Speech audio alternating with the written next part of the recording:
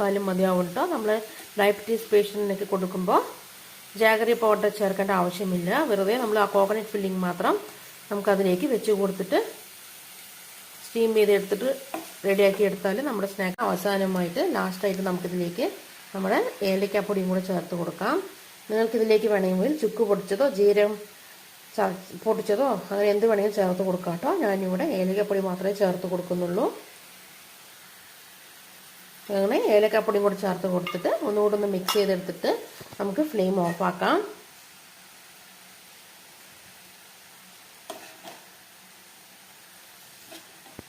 അങ്ങനെ നമ്മുടെ coconut filling അവിടെ റെഡി ആയിട്ടുണ്ട്. ഇനി നമുക്ക് ഫ്ലെയിം ഓഫാക്കാം കേട്ടോ.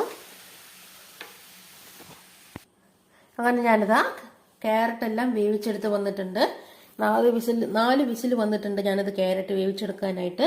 എന്നിട്ട് അതിന് വിസിൽ പോയതും ഞാനിതാ ഒരു പാത്രത്തിലേക്ക് മാറ്റി കൊടുത്തിട്ടുണ്ട്. വെള്ളം ഊറ്റി കളഞ്ഞിട്ട് പാത്രത്തിലേക്ക് മാറ്റി കൊടുത്തിട്ടുണ്ട്. ഇനി ഇതൊന്ന് തണുത്ത് വന്നത് നമുക്കിതിനെ മിക്സി ജാറിലേക്ക് ഇട്ടിട്ട് ഒന്ന് പേസ്റ്റ് രൂപത്തിൽ അരച്ചെടുത്തിട്ട് വരാം. ഇതൊന്ന് തണുത്ത് വരട്ടെ. അതിനുശേഷം വേണം നമുക്ക് മിക്സി ജാറിലിട്ടിട്ട് പേസ്റ്റ് ആക്കിയിട്ട് അരച്ചെടുക്കാനായിട്ട്.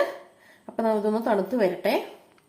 അങ്ങനെ ഞാനിതാ ക്യാരറ്റ് തണുത്ത് വന്നതും അതിനെ മിക്സി ജാറിലേക്ക് ചെറുതായി ഒന്ന് തണുത്ത് വന്നതും അതിനിതാ മിക്സി ജാറിലേക്ക് ഇട്ട് കൊടുത്തിട്ടുണ്ട് കേട്ടോ.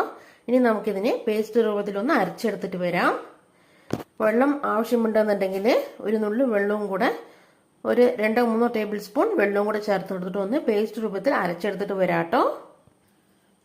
അങ്ങനെ ഞാനിതാ ക്യാരറ്റ് എല്ലാം ഇതാ പേസ്റ്റ് രൂപത്തിൽ അരച്ചെടുത്തിട്ട് വന്നിട്ടുണ്ട്. ക്യാരറ്റ് എല്ലാം പേസ്റ്റ് രൂപത്തിൽ അരച്ചെടുത്തിട്ട് വന്നിട്ടുണ്ട്. ഞാനിതിലേക്ക് ഒരു 3 ടേബിൾ സ്പൂൺ വെള്ളവും കൂടെ ചേർത്ത് കൊടുത്തിട്ട് ഇതേപോലെ പേസ്റ്റ് രൂപത്തിൽ അരച്ചെടുത്തിട്ടുണ്ട് കേട്ടോ.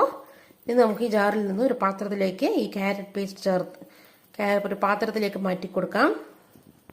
അങ്ങനെ നമ്മളിതാ ജാറിൽ നിന്നും ക്യാരറ്റ് പേസ്റ്റ് എല്ലാം പാത്രത്തിലേക്ക് മാറ്റി കൊടുത്തിട്ടുണ്ട്.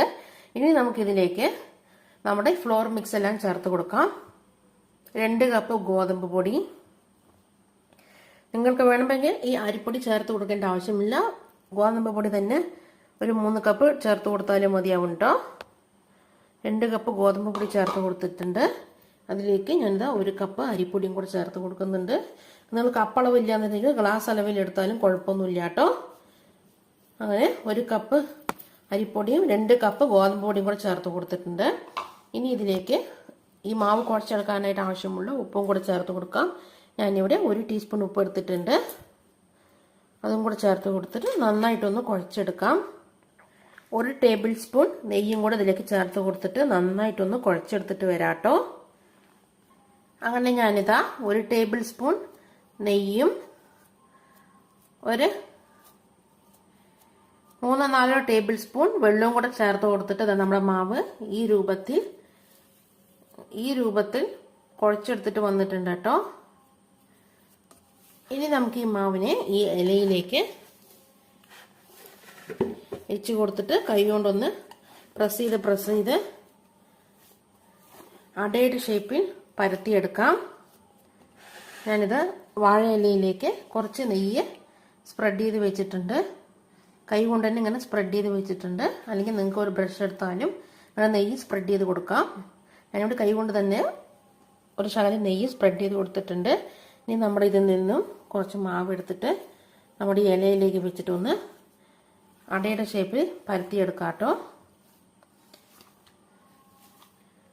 അതാണ് ഞാൻ പറഞ്ഞത്, നിങ്ങൾക്ക് സോൾട്ട് അടയാണ് വേണം എങ്കിൽ ജാഗറി പൗഡർ ചേർക്കാതെ സോൾട്ട് അട മതിയെന്നുണ്ടെങ്കിൽ നമുക്ക് ജാഗറി പൗഡർ ചേർക്കുന്നതിന് മുമ്പ് തന്നെ ആ കോക്കനട്ട് ഫില്ലിംഗ് വെറുതെ ഇതിലേക്ക് വെച്ച് കൊടുത്തിട്ട് ഒന്ന് സ്റ്റീം ചെയ്തെടുത്താൽ നമ്മുടെ സോൾട്ട് അട ഇവിടെ റെഡി ആയിട്ടുണ്ടാവും. നമ്മുടെ നാടൻ പലഹാരമാണ് നമ്മുടെ അട. അപ്പോൾ നമ്മളിതിന് ക്യാരറ്റ് കൊണ്ടാണ് നമ്മൾ ഇന്ന് ഇവിടെ അട ഉണ്ടാക്കിയിട്ടുള്ളത്. ഡയബറ്റിക് പേഷ്യൻറ്റിനൊക്കെ ജാഗറി പൗഡർ ചേർക്കുന്നതിന് മുമ്പ് നമുക്ക് സോൾട്ട് അടയാക്കിയിട്ട് റെഡിയാക്കിയിട്ട് എടുത്തിട്ട് കൊടുക്കാനായിട്ട് പറ്റും കേട്ടോ.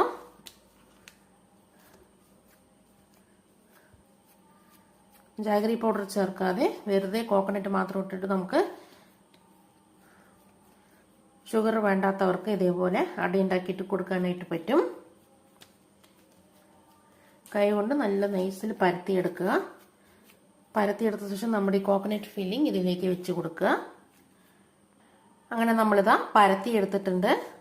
ഇനി നമുക്കിതിലേക്ക് നമ്മുടെ ഈ കോക്കനട്ട് ഫില്ലിംഗ് വെച്ച് കൊടുക്കാം. എല്ലാ ഭാഗത്തും എത്തുന്നത് പോലെ കോക്കനട്ട് ഫില്ലിംഗ് നമുക്ക് വെച്ച് കൊടുക്കാം. ഇതാ നമ്മൾ കോക്കനട്ട് ഫില്ലിംഗ് വെച്ച് കൊടുത്തിട്ടുണ്ട്. ഇനി നമുക്കിതൊന്ന് മടക്കിയെടുക്കാം.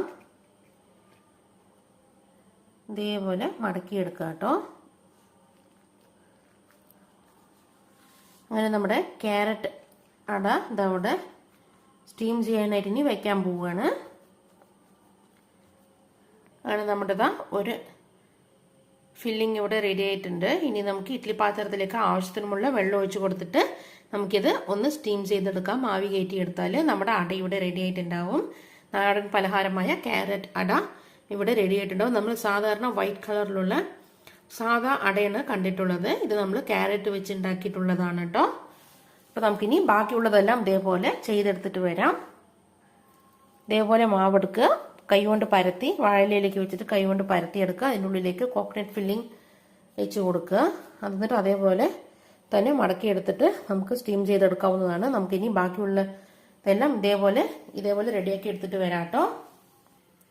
അങ്ങനെ നമ്മുടെ അടയെല്ലാം ഇവിടെ ക്യാരറ്റ് അടയെല്ലാം ഇവിടെ പരത്തി എടുത്തിട്ടുണ്ട് കേട്ടോ. ഇനി നമ്മളിതാ ഇഡ്ഡലി പാത്രം വെച്ച് കൊടുത്തിട്ടുണ്ട്. അതിലേക്ക് തട്ടിറക്കി വെച്ച് കൊടുത്തിട്ട് അതിൻ്റെ മുകളിലേക്ക് നമ്മുടെ അടയെല്ലാം വെച്ച് കൊടുത്തിട്ടുണ്ട് കേട്ടോ. ഞാനിവിടെ ക്യാരറ്റും ഗോതമ്പ് പൊടിയും അരിപ്പൊടിയും കൊണ്ടാണ് ഞാനിവിടെ ഇന്ന് അടയുണ്ടാക്കിയിട്ടുള്ളത്. നമ്മൾ സാധാരണ വൈറ്റ് കളർ അടയാണ് എല്ലാവരുടെയും കണ്ടിട്ടുള്ളത്. നാടൻ പലഹാരമായ നമ്മുടെ ഇലയുടെ വൈറ്റ് കളറാണ് കണ്ടിട്ടുള്ളത്, അരിപ്പൊടിയും കൊണ്ട് ഉണ്ടാക്കിയിട്ടുള്ളത്. ഞാനിവിടെ ഇത് യൂസ് ചെയ്തിരിക്കുന്നത് ഗോതമ്പ് പൊടിയാണ്. ഗോതമ്പ് പൊടിയും അരിപ്പൊടിയും കൂടിയിട്ടാണ് ഞാനിവിടെ ഇന്ന് ക്യാരറ്റും കൂടി ചേർത്തിട്ടാണ് ഞാനിന്ന് ഇവിടെ അടയുണ്ടാക്കിയിട്ടുള്ളത്.